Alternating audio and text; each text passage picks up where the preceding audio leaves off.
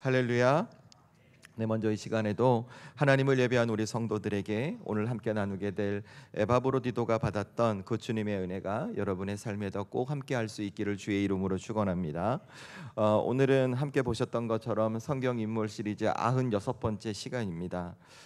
제가 목표로 잡고 있는 것이 100명이거든요. 그러니까 제가 계획하기로는 100명의 성경 인물을 나누고 그 이후에 예수님의 12제자로 그들을 통해 우리가 꼭 기억해야 할 예수님의 십자가 복음을 다시 한번 들으려고 기도하고 준비하고 있습니다.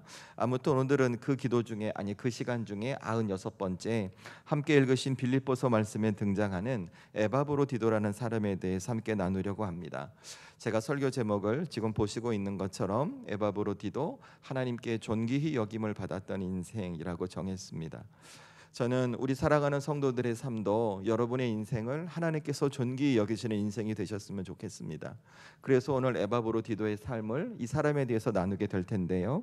오늘 이 에바브로디도라는 인물을 나누기 전에 저는 우리 성도들에게 이 이야기를 꼭 먼저 해드리고 싶습니다. 그게 무엇이냐면 우리가 믿는 하나님은 우리의 중심을 보시고 우리를 판단하시는 분이시라는 겁니다. 우리의 중심을 보시고 우리를 판단하신다는 이 성경적 메시지는 어디에 등장하냐면 여러분 구약 성경에 여러분 다윗 잘 아시죠?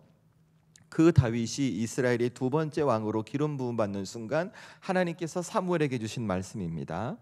그러니까 하나님께서는 이스라엘 공동체를 만들어 주셨고 그 이스라엘의 두 번째 왕으로 사울의 뒤를 이어서 두 번째 왕으로 선택하시기 위해 사무엘이라는 선지자를 다윗의 집에 보내시거든요. 그런데 사무엘이 다윗의 집에 갔을 때 다윗의 아버지는 다윗의 형들을 계속해서 보여주는 거예요. 그런데 다윗의 형들이 너무나 잘생겼던 것 같아요. 외모가 너무 출중했다는 것이죠. 그래서 마음속으로 어떤 생각을 해야 되냐면 사무엘이 이 사람이 왕이 될 사람이구나. 뒤에 보니까 또 잘생긴 사람이 나오는 거예요. 이 사람이 왕이 될 사람이 생기는구나 라고 이렇게 생각을 하죠. 그런데 그때 하나님께서 사무엘에게 뭐라고 말씀하시냐면 이 말씀이 사무엘상 16장 7절에 나와요. 사람은 외모를 보거니와 나 여호와는 중심을 보느니라 라고 말씀하세요. 그리고 나중에 들에서 양을 치던 다윗이 왔을 때 그가 하나님 앞에 왕이 될 제목이라고 말씀하시고 그에게 기름을 붓죠. 그러니까 여러분 생각해 보면 다윗은 못생겼던 거예요. 잘생기지 않았던 거예요. 그래서 여러분 혹시 우리 성도들 중에 외모에 콤플렉스가 있는 분들 소망을 가지시기 바랍니다. 하나님은 중심을 보십니다. 아무튼 그렇습니다.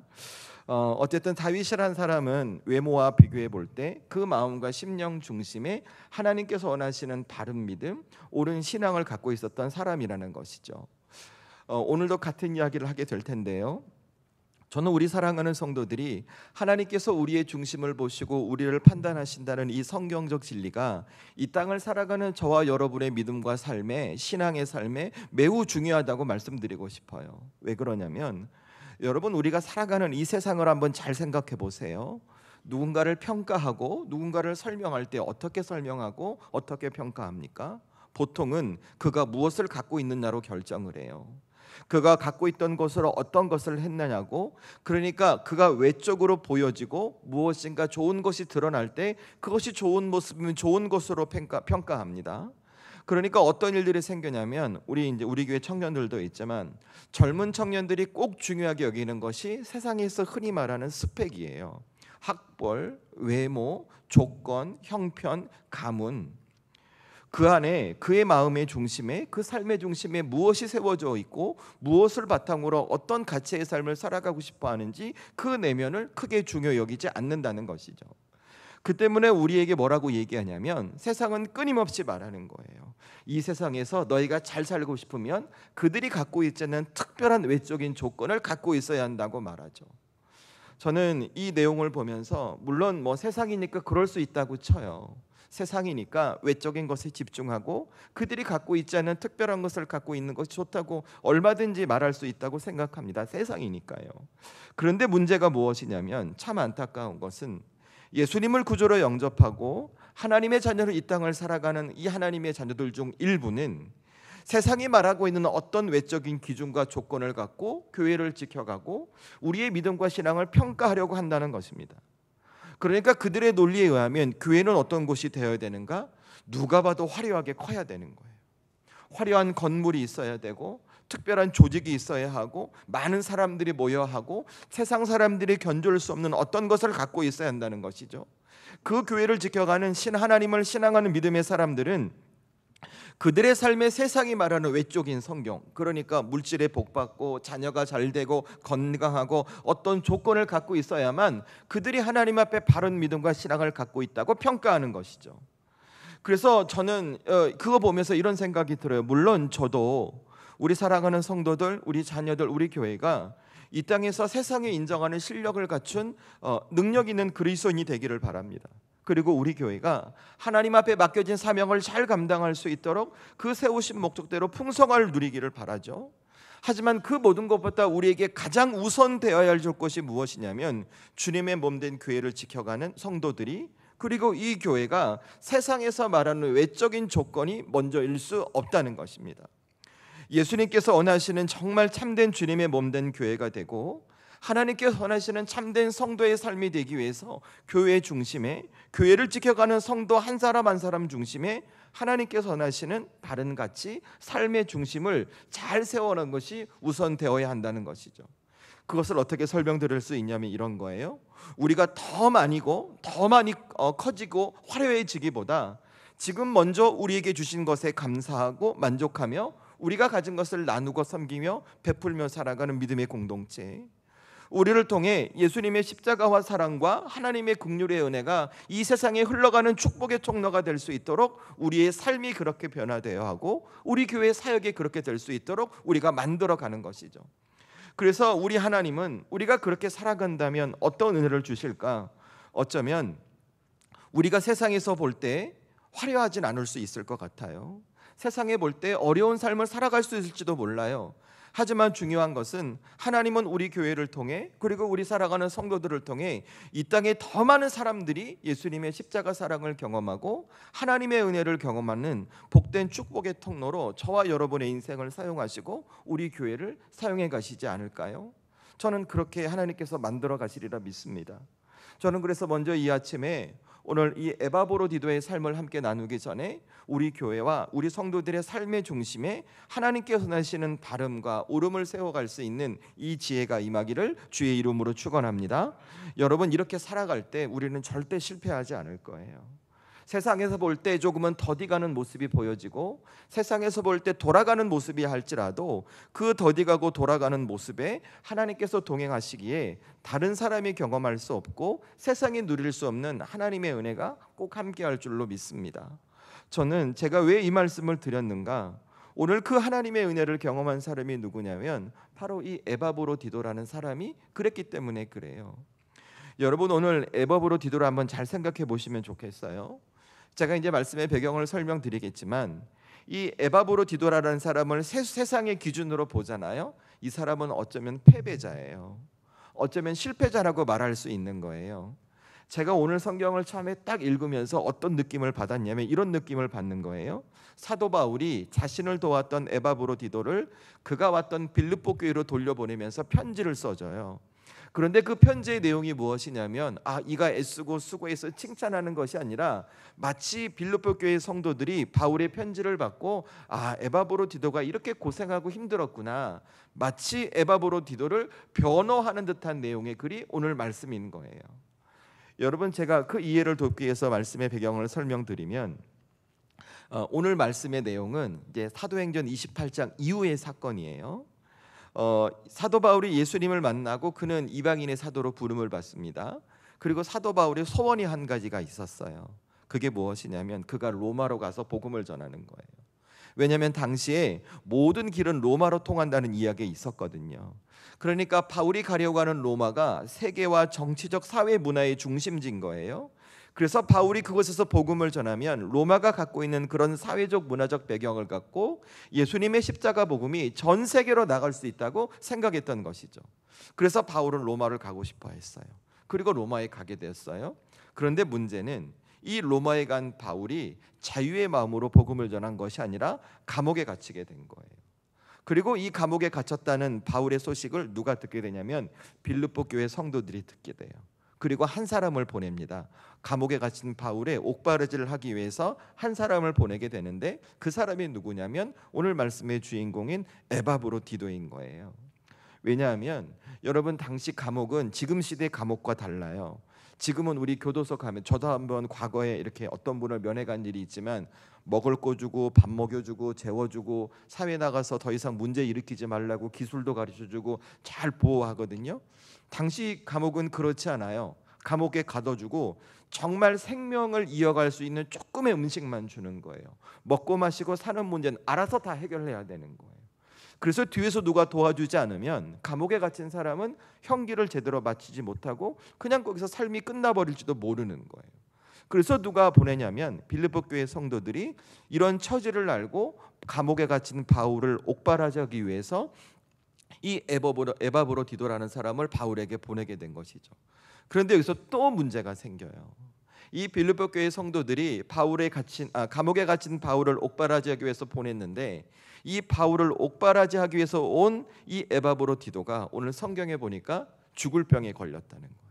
죽을 병에 걸려서 바울을 돕기는커녕 오히려 바울이 큰 근심이 되었다고 성경이 말하는 거예요. 자, 여러분 여기까지만 생각해 보면 오늘 이 에바브로디도 자기에게 맡겨진 일 잘한 거예요, 못한 거예요? 잘 못한 거죠. 이유야 어찌 되었던 간에 그는 잘 못한 거예요. 세상의 기준으로 평가해 보면 그는 썩 좋은 사람으로 평가받지 못할 거예요. 자기에게 맡겨진 일을 이런저런 이유로 잘 수행하지 못했다고 사람들은 생각하게 될 거예요. 그런데 하나님께서 이런 그를 어떻게 평가하시는가? 바울을 통해 이렇게 말씀하시는 거죠. 오늘 말씀 29절입니다. 저와 여러분이 함께 읽도록 하겠습니다. 오늘 말씀 29절 저와 여러분이 함께 읽습니다. 시작. 이러므로 너희가 주 안에서 모든 기쁨으로 그를 영접하고 또 이와 같은 자들을 존귀히 여기라. 아멘. 지금 하나님께서 사도 바울을 통해 뭐라고 말씀하시냐면 이 에바브로디도를 기쁨으로 맞아들여야 한대요. 그러면서 덧붙이시는 말씀이 이 같은 자가 존귀한 자라고 하나님께서 말씀하시는 거예요. 다시 말해 오늘 하나님께서는 우리가 보기에 세상의 기준으로 보기에 실패한 것 같고 자기의 책임을 잘 못한 것 같은 연약한 사람임에도 불구하고 하나님께서는 뭐라고 말씀하시냐면 초대교회 공동체 안에서 하나님의 사역 안에서 정말 없어서는 안 될 아주 소중한 사람, 존귀한 존재로 인정해 주셨다는 거예요. 여러분 솔직히 지금 이런 에바브로에 대한 하나님의 평가 우리가 지금 시대를 살아가는 기준으로 봐도 잘 이해가 될 수 없는 이야기죠. 이유가 어찌되었던 세상의 기준으로 보면 그는 자기 일 제대로 못했잖아요. 실패한 사람으로 말할 수 있잖아요. 어쩌면 사람들은 다시는 이 에바브로디도에게 그 교회 안에서 중요한 사역을 맡기지 않으려고 생각할지도 몰라요. 그런데 우리가 중요하게 봐야 할 것은 하나님은 그를 그렇게 평가하지 않으셨다는 거예요. 그를 기쁨으로 맞아들여야 하고 존귀히 여겨야 한다고 말씀하시는 거예요. 그는 그 공동체 안에 절대 없으면 안 될 믿음의 사람이라고 하나님 말씀하시는 거죠. 여러분 그 이유가 뭘까요? 하나님께서 왜 그렇게 말씀하셨을까요? 이유는 한 가지예요.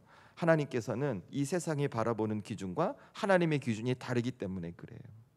여러분 이 세상은 그가 무엇을 했으며 어떤 것을 가졌는지 그의 겉을 보고 판단해 가지만 하나님은 그의 중심, 그의 마음, 그의 태도, 그의 자세, 그의 속을 보시고 판단하시는 거예요.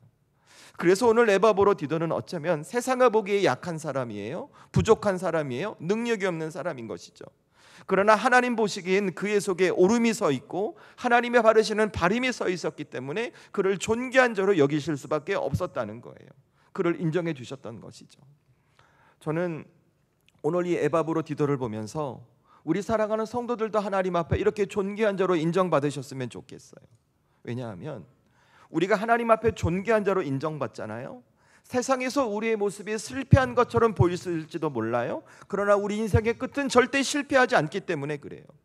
오히려 이 세상을 하나님과 함께 다른 모습으로 살아가며 우리의 삶 속에 세상이 말하는 실패라고 하는 자리에서도 하나님의 은혜와 능력을 경험하고 내 존재 자체, 내 삶 자체로 하나님이 어떤 분인지를 드러내는 거룩한 영향력을 들러보내는 것이 저와 여러분의 삶이 될 수 있다는 것이죠. 그래서 오늘 이 아침에 우리에게 중요한 것이 무엇인가? 앞서 말씀드렸던 것처럼 우리의 중심에 오늘 에바브로디도를 바라보면서 하나님께서 하시는 옳은 신앙, 바른 믿음을 세워가는 것입니다. 그게 뭘까? 우리가 예수님처럼 높아지기보다 낮아짐을 선택하는 것이죠. 성공보다 하나님 앞에 성실한 삶을 추구하고 내가 세상의 사람처럼 더 가지고 주려하기보다 지금 내가 가진 것을 나누는 삶, 그래서 세상이 보기에 화려하지 않고 주목받지 못해도 내가 믿는 하나님 때문에 누군가에게 감동을 주고 울림을 주는 그런 성도들의 삶, 저는 우리 교회가 되면 참 좋겠다 싶은 것이죠. 그러면 하나님 어떻게 하실까요? 우리 인생이 부족하고 실수해도 우리 교회가 약함이 있어도 하나님은 우리를 통해 일하실 거예요. 우리 교회를 통해 당신의 능력을 보여주실 거예요. 그리고 더 중요한 것은 그런 믿음과 신앙을 지켜가는 저와 여러분과 우리 교회를 우리 하나님께서는 오늘 에바브로디도를 존귀히 여겨주셨던 것처럼 존귀한 존재로 여겨주실 줄로 믿습니다. 저는 그래서 우리 사랑하는 성도들이 이 아침에도 오늘 이 에바브로디도의 삶을 보면서 내 중심에 내 안에 하나님이 원하시는 바른 믿음, 옳은 신앙을 세워가야겠구나, 이것을 다시 세워가는 지혜가 임할 수 있기를 주의 이름으로 축원합니다. 그래서 그 믿음과 신앙을 지켜가기 위해서 어떻게 하면 좋을까요? 제가 여러분에게 세 가지 말씀드릴 거예요. 첫 번째 뭘 기억하시냐면, 저는 우리 성도들이 하나님께서는 우리의 결과보다 우리의 과정을 지켜보는 분임을 잊지 마시라는 거예요. 저는 오늘 이 에바브로디도를 깊이 묵상하면서 우리가 왜 예수님을 믿어야 하고 우리가 왜 하나님의 자녀로 이 땅의 삶을 살아가야 하는지를 다시 한번 깨닫게 됩니다. 우리가 하나님의 자녀로 살아가잖아요. 우리가 하나님 안에 있으면 우리의 삶에 세상에서 실패라고 여겨지는 순간에도 우리는 하나님 때문에 다시 시작할 수 있는 기회를 얻을 수 있기 때문에 그래요. 제가 앞서도 말씀드렸지만 세상은 우리의 겉을 보고 판단합니다. 우리가 무엇을 갖고 무엇을 했는지로 판단하죠. 그래서 그들이 인정할 만한 어떤 성과를 내지 못하면, 어떤 결과물을 내지 못하면 세상은 우리를 실패자로 낙인 찍고 말아요. 그러니까 직장이나 이런 생활에서 어떤 일이 있냐면 한 번, 두 번은 봐줘요. 그러나 나중에 어떻게 해요? 원 스트라이크 아웃, 쓰리 스트라이크면 어떻게 돼요? 그냥 끝나는 거죠. 세 번 실수하면 더 이상 기회가 없는 것이 우리 사회의 현실이란 말이에요. 그런데 하나님은 어떤 분이신가? 그런 분이 아니세요. 왜요? 하나님은 우리의 결과를 보시는 분이 아니라 우리의 과정을 보시는 분이시기 때문에 그래요. 그래서 저와 여러분이 이 땅을 믿음의 자녀로 살아가면서, 하나님의 자녀로 살아가면서 내가 하나님 안에서 잘 머물잖아요. 여러분의 삶에 실패라고 여겨지는 순간이 들어와도 우리는 하나님 때문에 다시 시작하고 그 하나님과 과정을 만들어가며 그 실패가 다시 역전이 되는 하나님의 은혜를 경험할 수 있다는 거예요. 여러분, 오늘 에바브로디도도 잘 생각해 보세요. 제가 서론에서 설명드렸지만 오늘 에바브로디도는 바울이 감옥에 갇혀 있을 때 바울의 옥바지를 하기 위해서 로마로 갑니다. 근데 로마로 갔던 에바브로디도는 의도와는 달리 바울의 옥바지를 할 수가 없었던 거예요. 죽을 병에 걸려서 바울을 돕기는커녕 바울의 근심이었다고 성경이 말하고 있어요. 그리고 겨우 몸을 회복해서 다시 빌립보 교회로 돌아가는 거예요. 여러분, 세상 사람들 일을 어떻게 평가할까요? 이런 에바브로디도를 어떻게 말할 수 있을 거예요? 아마 보통 이렇게 말할 것 같아요. 수고는 했지만 너 결과적으로 아무것도 못했잖아. 애는 썼지만 너에게 주어진 것이 아무것도 없잖아. 이렇게 말할 수 있겠죠. 물론 현실과 결과가 그러니까. 그런데 오늘 하나님께서 뭐라고 말씀하시는가? 그에게 주어진 결과로 평가하지 않으시는 거예요. 아까 29절 말씀 보셨죠? 존귀히 여겼다고 하나님께서 말씀하시는 거예요. 왜 세상의 사람들과 왜 오늘 이 에바브로디를 향한 하나님의 평가가 다를 수밖에 없을까? 여러분, 그 이유는 딱 한 가지예요. 하나님께서 평가하시고 바라보는 기준이 다르기 때문에 그래요. 여러분, 제가 방금 전에 이 에바브로디도를 향해 이렇게 말했어요. 세상의 사람들은 수고를 했지만 결과적으로 아무것도 하지 못했잖아 라고 말할 거라고요. 왜 그렇게 말해요? 에바브로가 지금 행해온 결과만 집중하고 있거든요. 그런데 하나님께서는 그를 어떻게 말씀하셨어요? 29절 말씀 보니까 그를 존귀한 자라고 말씀해 주셨어요. 왜 그럴까요? 그가 어떤 과정이 있었길래 대체 하나님은 무엇을 보시고 그를 향해 존귀한 자라고 말씀하셨을까요? 여러분, 그 말씀이, 그 힌트가, 그 답이 30절 말씀이에요. 오늘 말씀 30절을 저와 여러분이 함께 읽습니다. 시작. 그가 그리스도의 일을 위하여 죽기에 이르러도 자기 목숨을 돌보지 아니한 것은 나를 섬기는 너희의 일에 부족함을 채우려 함이니라. 아멘. 자, 여러분, 이 말씀이 뭐냐면 하나님께서 오늘 에바브로디도를 존귀한 자로 여기면서 그가 왜 존귀한 자로 여김을 받을 수밖에 없었는지 그 이유를 설명해 주시는 거예요. 그런데 그가 죽음 앞에 어떤 행동을 했다고 성경에서 말하고 있어요? 죽기에 이르러도 자기 목숨을 돌보지 않았다고 성경이 명확하게 기록해요. 그러니까 이런 거예요. 결과적으로 보면 오늘 에바브로디도라는 사람은 자기에게 주어진 책임을 완수하지 못했어요. 자기에게 맡긴 일을 감당하지 못했단 말이에요. 그런데 오늘 이 성경을 보니까 결론적으로 그가 책임을 다하지 못하고 맡겨진 일을 완수하지 못했지만 그 과정은 어떻게 살아갔는가? 하나님 앞에 자기가 주어진 시간에 최선을 다해 하나님과 함께하는 과정을 가져갔음을 성경이 설명하는 거예요. 그러니까 여러분, 오늘 어떤 결과를 이뤄내기보다 이 에바브로디도라는 사람은 하나님과 함께하는 과정에 충실했던 믿음의 사람이라고 성경이 설명하고 있는 것이죠. 그래서 여러분, 이 에바브로디도를 향해 세상의 사람들은 실패했다고 말하고 그 결과가 아무 없다고 말하지만 하나님은 그렇게 말씀하지 않으시는 거예요. 이 에바브로디도를 설명해 가면서 실패자라 말씀하지 않으시고 오히려 존귀한 자, 교회에서 절대 없으면 안 되는 훌륭한 사람이라고 평가해 주셨다는 것이죠. 저는 오늘 이 에바브로에 대한 평가를, 이 하나님의 평가를 우리 성도들이 보면서 여러분도 좀 힘을 내셨으면 좋겠어요. 여러분의 인생에서 용기를 내시고 여러분도 다시 한번 소망을 품는 믿음의 사람이 되셨어요. 누구 때문에요? 하나님 때문에. 여러분, 우리도 세상 살아가면서 나 스스로를 향해 내가 뭐라고 할 때가 있어요. 그죠? 나는 열심히 애쓰고 노력했는데 지금 당장 주어진 결과를 보면 나 스스로 나는 뭔가 이런 생각이 들어요. 나는 그렇다 쳐요. 주변에서 나를 바라고 너 그렇게 열심히 애쓰고 수고하더니 겨우 이거밖에 안 돼? 라고 말할 때 우리에게 드는 마음은 뭐예요? 우리 삶이 무너질 것 같아요. 나는 실패한 자라는 생각이 들고 나는 더 이상 살아갈 수 있는 힘과 능력이 없다고 생각할지도 몰라요. 여러분의 가정에서, 직장에서, 혹은 교회에서 맡겨진 역할, 책임을 다하면서 애쓰고 노력하고 수고하지만 그 결과만 놓켜보면 나라는 존재는 이거밖에 안 되는 것인가 라는 생각을 우리가 할 때가 많다는 거예요. 여러분, 차라리 내 스스로 나를 향해 내가 이거밖에 안 되는가 라는 자괴감 정도면 다행이게요. 이젠 주변 사람이 나를 그렇게 생각하는 거죠. 이런 나의 모습을 보고 내 현실을 바라보면서 내 주변에 있는 세상의 사람들이 수근거리기 시작하는 거예요. 어떤 고약한 경우는 대놓고 말해요. 이렇게 할 거면 그만두라고, 여기서 나가라고, 끝내라고, 천대하고 멸시하고 상처받는 일들이 우리 안에 수두룩하잖아요. 그럴 때 우리 어떻게 해요? 어쩌면 삶을 포기하려고 할지도 몰라요. 내 스스로 감당할 수 없으니 여기서 그냥 내가 멈춰야겠다라고 생각할지도 몰라요. 하지만 저는 우리 사랑하는 성도들이 내 삶이 그런 순간에 할 때 내가 어떻게 해야 되는가? 오늘 말씀을 떠올리는 거죠. 에바브로디도가 비록 결과물을 내지 못했지만 하나님 앞에 성실하고 추구했던 그 충성된 모습을 기억해 주셨던, 그 과정을 함께 해주셨던 이 하나님의 이야기를 여러분이 기억하시는 거죠. 여러분, 우리 하나님은 우리의 결과로 평가하지 않으세요. 여러분, 우리 하나님은, 우리가 믿는 하나님은 우리의 수고와 과정을 모두 다 지켜봐주는 분이 우리의 하나님이십니다.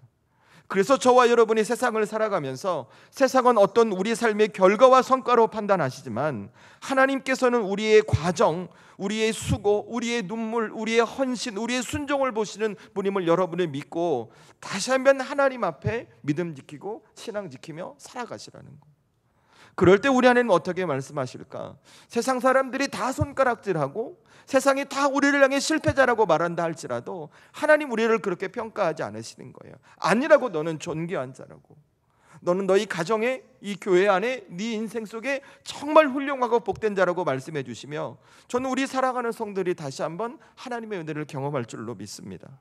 저는 그래서 이 아침에 우리 사랑하는 성도들이 다시 한번 하나님 앞에, 하나님은 나의 인생의 과정을 보시는 분, 그 과정을 충실히 여기고 만들어 가야겠다, 이 깨달음과 이 지혜와 행동이 있기를 주의 이름으로 축원합니다. 그래서 여러분, 절대 놓치시면 안 돼요. 하나님은 우리의 과정을 보신다는 거 놓치시면 안 돼요. 우리가 이것을 붙들고 살아가잖아요. 어쩌면 우리의 기준에 지금 내가 무너질 것 같은 순간이 생길 수도 있어요. 이제는 안 될 것 같은 어려움이 생길 수도 있어요. 그런데 여러분이 하나님 내가 오신 과정을 붙들고 가시잖아요. 그럼 여러분 절대 실패하도록 그냥 두지 않으세요. 무너지지 않도록 그냥 두지 않으세요. 저는 그래서 마음속으로 우리 성도들이 꼭 결단했으면 좋겠어요. 어떻게? 그래, 내 인생 살아가면서 내가 가정을 지키고 직장을 지켜가면서 하나님 앞에 내가 그 과정에 충실해야 되겠구나. 오늘 에바브로디도가 그랬던 것처럼 하나님이 내게 맡겨주신 자리, 가정에서는 믿음의 부모, 부부, 믿음의 자녀로, 교회에서는 사명받은 주의 일꾼으로, 내가 직장과 사회에서는 신실하고 실력 있는 그리스도인으로 내게 주어진 자리에 최선을 다해 그 과정을 하나님과 함께 잘 만들어 가야겠구나. 여러분이 그렇게 믿고 행동하고 실천한다면 우리 인생의 결과는 하나님께서 새롭게 만들어 가시고 새롭게 빚어 가실 거예요. 전 우리 사랑하는 성도들이 다시 한번 여러분에게 꼭 그 하나님과의 가정을 지켜가심으로 여러분의 삶의 결과를 새롭게 내놓으시는 주님의 은혜를 경험할 수 있기를 주의 이름으로 축원합니다. 그래서 두 번째로 뭘 기억하시냐면, 전 우리 성도들이 여러분의 마음에 예수님의 마음을 품으셨으면 좋겠어요. 예수님의 마음을. 제가 오늘 말씀에서 두 번째로 생각해 보고 싶은 것은 에바브로가 하나님 앞에 만들어갔던 그 과정의 모습을 한번 살펴볼 거예요. 하나님께서 에바브로의 디도의 과정을 보시고 존귀한 자라고 여겨주셨잖아요. 그러면 에바브로는 하나님 앞에 존귀한 자로 여김을 받을 수 있도록 어떤 과정의 모습을 지켜갔는가 한번 살펴보려고 하는 것이죠. 여러분, 그 말씀이 어디에 나오냐면 30절이에요. 30절 말씀을 제가 한 번 더 읽습니다. 눈으로 따라오세요. 그가 그리스도의 일을 위하여 죽기에 이르러도 자기 목숨을 돌보지 아니한 것은 나를 섬기는 너희의 일에 부족함을 채우려 함이니라. 아멘. 자, 30절 말씀. 29절에 하나님께서 에바브로디도를 존귀한 자로 여기면서 그가 왜 존귀한 자로 여김을 받았는지 설명해 주셨던 말씀이라고 제가 앞서 말씀드렸죠. 그런데 보니까 이가 어떻게 했는가? 하나님 앞에 자기 목숨을 돌보지 않았다는 거예요. 내 삶에 죽음이 왔는데도 자기 목숨을 돌보지 않았다고 이야기를 하고 있는 거예요. 그러면 왜 자기 목숨을 에바브로디도는 돌보지 않았을까요? 여러분, 오늘 말씀 25절 보세요. 제가 읽습니다. 25절 눈으로 따라오시면 되겠습니다. 그러나 에바브로디도를 너희에게 보내는 것이 필요한 줄로 생각하노니 그는 나의 형제요 함께 수고하고 함께 군사된 자요 너희 사자로 내가 쓸 것을 돕는 자라. 아멘. 지금 에바브로디도가 뭘 하고 있어요? 지금 하고 있는 일이 바울의 옥바라지를 하고 있어요. 그러니까 에바브로디도의 죽음이라는 어둠의 그림자가 왔어요. 그런데 그 순간에도 뭘 하고 있는가? 끝까지 바울의 옥바라지의 사명을 감당할 수 있도록 그 자리를 지키고 있었다는 거예요. 그죠? 그래서 한번 생각해 보자는 거예요. 대체 이 에바브로디도의 마음과 중심에 무엇이 있었길래 내 인생에 자기의 인생에 죽음이라는 어둠의 그림자가 왔음에도 불구하고 그는 끝까지 바울을 돕는 사역을 쉬지 않고 감당하려고 했었을까? 계속해서 살려고 한 이유가 뭘까 생각해 보자는 거예요. 여러분, 한번 그냥 일례로 가볍게 우리에게 적용해 보세요. 내가 교회 사역을 열심히 하고 있었어요. 그런데 내게 죽을 병이 들렸다고 진단을 받았어요. 보통 그렇게 하면 여러분 어떻게 합니까? 내게 죽을 병이 걸려면 내가 열심히 하던 사역 계속 하십니까? 아니면 멈추십니까? 보통은 멈추죠. 그죠? 내가 죽을 병에 걸렸으니까 빨리 내가 회복하고 치유해서 다시 그 사역을 감당하기로 결단하거나, 아니면은 내가 죽을 병에 걸려서 혹 교회 사역에 방해가 될까 싶어 우리는 보통 그 자리에서 멈추는 일들이 그렇게 할 거예요. 그죠? 그런데 오늘 에바브로디도는 그렇지 않아요. 성경에 보니까 죽음이 이르러서도 끝까지 자기 목숨을 돌보지 않고 그의 사명을 감당했다는 것입니다. 여러분, 왜 그랬을까요? 다시 30절 말씀 보세요. 맨 윗줄에 그가 무엇을 위해 했는지를 성경이 이렇게 설명하고 있어요. 그가 그리스도의 일을 위하여. 그러니까 이런 거예요. 오늘 에바브로디도는 내게 죽음이 왔어요. 내가 죽을지도 몰라요. 하지만 그의 마음속에 뭐가 있는가? 내가 죽는 한이 있더라도 예수님의 일을 위해서 내가 여기서 멈출 수 없어 라는 신앙의 태도, 믿음의 자세가 있었다는 것입니다. 저는 이 에바브로디도의 모습을 곰곰이 묵상하면서 제 마음에 와닿는 한 가지 감동이 있었어요. 그게 무엇이냐면 오늘 에바브로디도가 예수님의 마음을 품었다는 거예요. 여러분, 오늘 에바브로디도가 자기가 죽음에 이르기까지 이 사명을 감당했던 그 모습을 한번 잘 생각해 보세요. 머릿속으로 우리 영화의 한 장면처럼 자기가 죽음에 이르기까지 사도 바울을 어떻게 옥바라지를 해갔을지를 한번 영화의 한 장면처럼 머릿속으로 한번 상상해 보세요. 상상해 보셨죠? 그리고 여러분이 이제 그 상상을 머릿속에 간직한 채 어디를 보시냐면 오늘 말씀 바로 위를 보시면 돼요. 빌립보서 2장 5절에서 8절까지 말씀. 빌립보서 2장 5절에서 8절까지 말씀을 저와 여러분이 함께 읽도록 하겠습니다. 함께 읽습니다. 시작. 너희 안에 이 마음을 품으라. 곧 그리스도 예수의 마음이니 그는 근본 하나님의 본체시나 하나님과 동등됨을 취할 것으로 여기지 아니하시고 오히려 자기를 비워 종의 형체를 가지사 사람들과 같이 되셨고 사람의 모양으로 나타나사 자기를 낮추시고 죽기까지 복종하셨으니 곧 십자가에 죽으심이라. 아멘. 지금 바울이 무슨 얘기예요? 빌립보 교회 성도들에게 예수님의 마음을 품으라는 거예요. 그리고 그 예수님의 마음이 어떤 것이 설명해 줘요. 벌써 6절 보니까 뭐라고 해요? 그는 하나님과 본체셨으나 하나님과 동등됨을 포기하셨대요.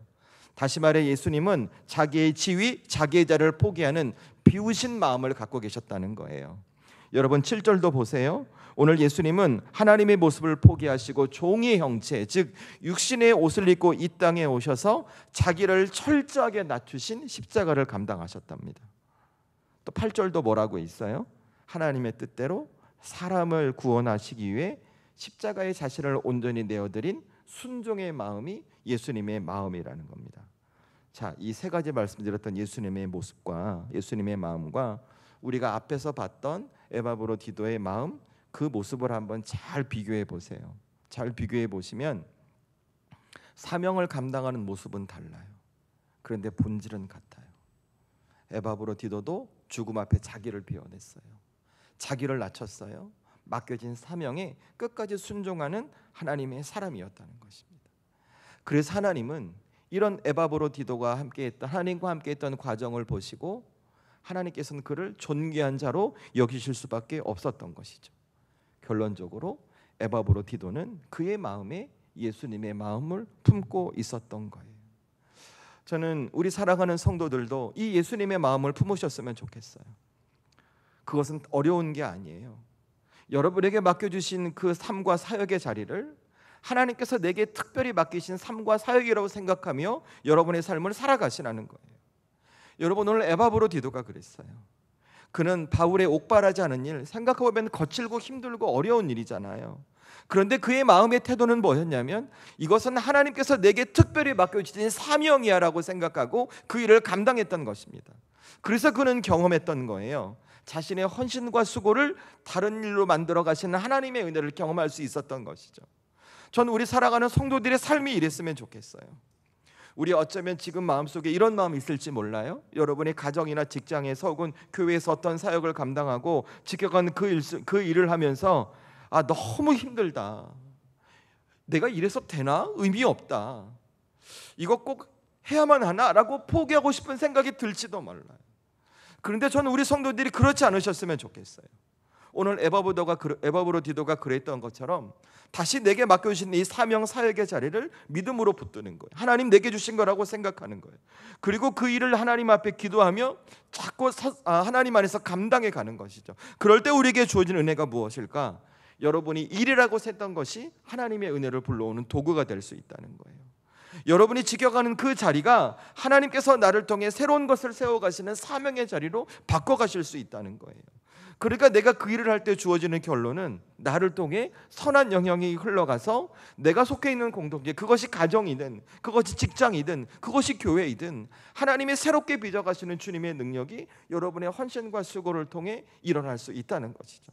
저는 그래서 우리 살아가는 성도들이 꼭 기억하셨으면 좋겠어요. 지금 내가 무엇을 회복할까?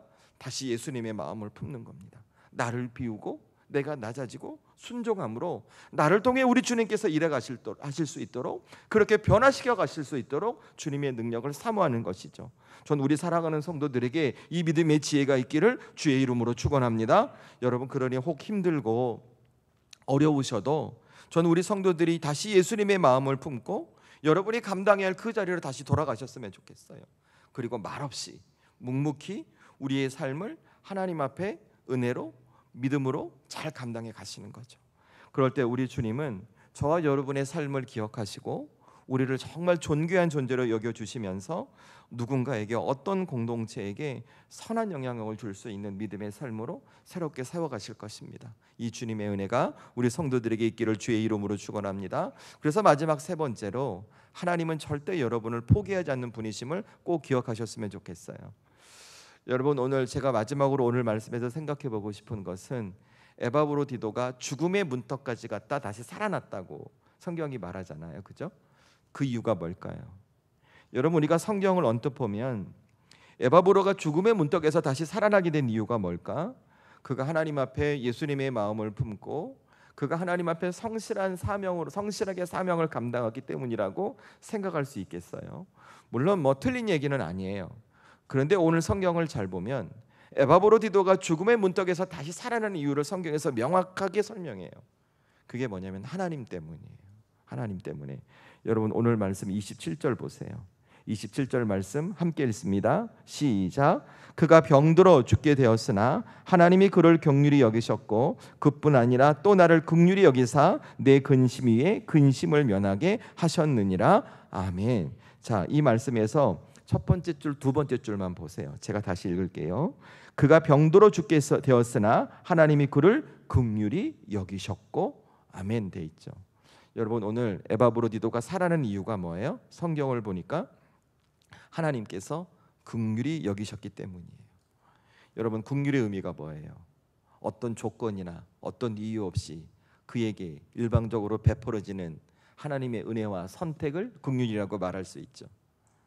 이것을 어떻게 이해하시면 되냐면 오늘 하나님은 에바브로디도를 절대 포기하지 않으셨다라고 이해하시면 돼요.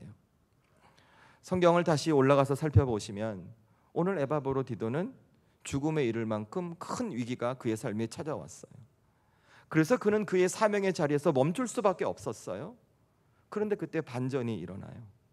에바브로디도를 포기하신 하나님께서 그에게 긍휼의 은혜를 주시사 죽음에서 살려내시는 주님의 역사를 보여주시는 거예요. 그리고 그가 맡겨진 사명을 다시 감당해 가는 것이죠. 에바브로디도를 향해 일방적으로 베풀어 주셨던 하나님의 은혜였던 거예요. 그래서 저는 우리 살아가는 성도들이 이 주님의 긍휼을 잘 기억하시면 좋겠어요. 어떻게 기억하시냐면 여러분, 하나님의 긍휼은 우리를 단순히 고통의 눈물을 닦아주시고 위로하는 것에서 끝나지 않습니다. 하나님의 긍휼은 우리를 다시 일으키시는 힘이 될 수 있는 거예요. 하나님의 긍휼은 내 인생에서 끝났다고 하는 순간에 또 다른 페이지를 여는 시작이 될 수 있는 것이 하나님의 긍휼이라는 거예요. 그래서 저와 여러분 오늘 이 아침에 어떻게 해야 되는가? 이 하나님의 긍휼을 기대하고 하나님 앞에 머무는 것이죠. 하나님 앞에 그 자리를 떠나가지 않는 것이죠. 혹 삶의 힘들고 어려운 순간이라도 나를 포기하지 않으시고 내 삶에 긍휼한 은혜를 주실 하나님을 기대하고 다시 하나님을 꼭 붙드시는 거예요. 그리고 여러분의 마음을 토로하는 거예요. 하나님, 지금 나 너무 힘들다고. 하나님, 지금 너무나 내가 삶의 무게가 무거워서 지쳐 있다고. 내가 믿음으로 감당한다고 하지만 이것을 버거워서 어떻게 할 수가 없다고. 그냥 나는 하루하루 버텨가는 것뿐이라고 하나님 앞에 여러분의 마음을 토로하는 거예요. 그때 우리 하나님 어떻게 하실까?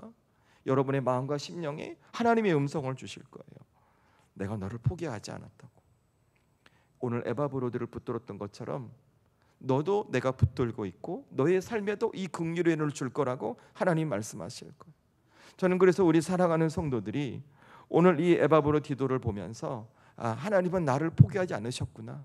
여전히 내 인생을 붙들고 계시는 것을 깨닫고 그 긍휼의 은혜를 사모하며 하나님 앞에 그 귀한 사명의 자리를 지켜가는 지혜로운 분들이 될 수 있기를 주의 이름으로 축원합니다.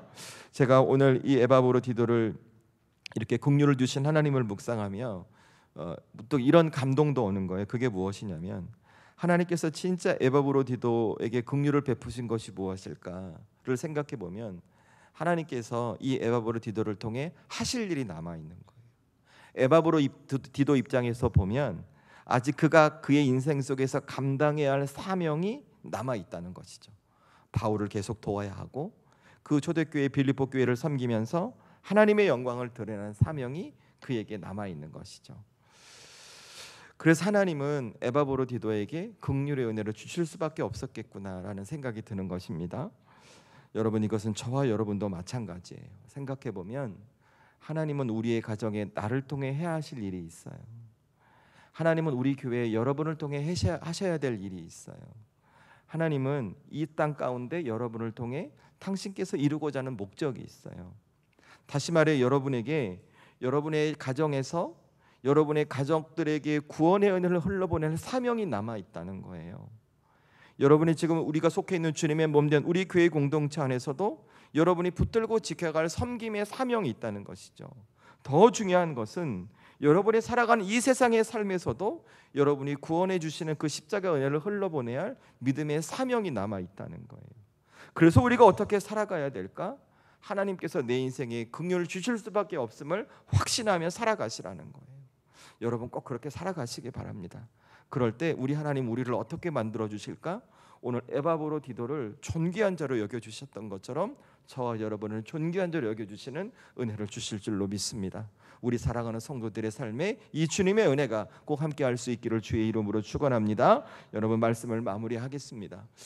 여러분 에바브로디도를 생각해 보면 그는 세상의 기준으로 어쩌면 실패하고 그는 더 이상 할 수 없는 사람이라고 여겨졌을지도 몰라요. 그런데 그의 인생은 그렇게 끝나지 않았어요. 그는 존귀한 자로 여겨졌으며 이 땅을 주관하시는 하나님의 그 섭리와 사역 가운데 큰 축을 당당합니다. 저는 우리 성도들도 그렇게 될 것 같아요. 여러분 세상은 우리의 것을 판단하지만 하나님은 우리의 과정을 보신다는 거 꼭 기억하세요. 그리고 여러분 살아가시면서 예수님의 마음을 품고 삶을 잘 지켜가 보세요. 그리고 더 중요한 것 하나님 여러분 포기하지 않으셨어요. 힘들고 어려울 때 여러분을 꼭 붙들고 계시는 그 하나님을 붙들고 다시 여러분의 삶 속에 은혜를 구할 때 하나님 오늘 에바브로디도에게 주셨던 긍휼의 은혜가 여러분의 삶에도 동일하게 임하게 될 것입니다. 이번 한 주간의 삶에 우리 성도들의 삶의 자리에 이 에바브로디도가 경험했던 그 하나님의 은혜가 꼭 함께 할 수 있기를 주의 이름으로 축원합니다. 기도하겠습니다.